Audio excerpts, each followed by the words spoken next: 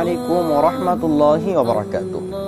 সম্মানিত সুধী, আমরা অনেকেই জানতে চাই আল্লাহ পাক রব্বুল আলামিন 12টি মাস আমাদেরকে দান করেছেন। এই 12 মাসের মধ্যে আরবি 4টা মাসকে আল্লাহ রব্বুল আলামিন ওয়াল ইজ্জত ওয়াল জালাল অনেক সম্মান জানিয়েছেন, অতিরিক্ত পর্যায়ে সম্মান জানিয়েছেন। আল্লাহ পাক আল্লাহ সুবহানাহু ওয়া তাআলা পবিত্র কোরআনের ভাষায় বলেন, ইন্না ইদ্দাতাশ শুহুরি ইনদাল্লাহি 12 শাহরান ফি কিতাবিল্লাহি ইয়াওমা খালাকাস সামাওয়াতি ওয়াল আরদ মিনহা আরবাআতুন হুরুম।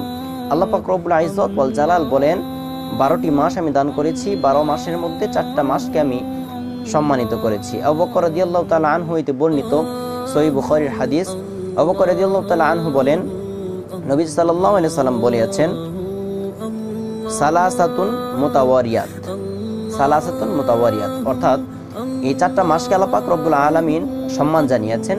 সম্মানের মধ্যে 3টা মাস হচ্ছে ধারাবাহিক মাস, যেই মাসটির নাম হচ্ছে জিলকদ, জিলহজ আর মুহররম, আর একটি হচ্ছে রজব।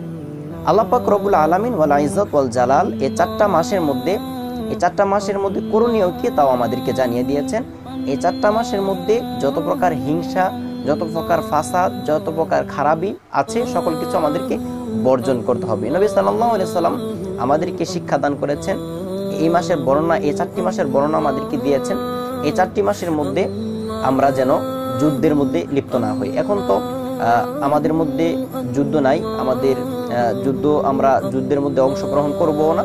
আমাদের মধ্যে যে মিনি যুদ্ধটা আছে, যে মানুষের সাথে ঝগড়া করা, ফাসাদ করা, মারামারি করা, হারানি করা, এসব থেকে 4টা মাসের মধ্যে হেফাজত থাকতে হবে। সবসময় আমাদেরকে হিংসা থেকে, অহংকার থেকে, রিয়া থেকে, জিনা থেকে, ব্যভিচার থেকে, তারপরে এতিমের হক নষ্ট করা থেকে, এসব থেকে বিরত থাকতে হবে।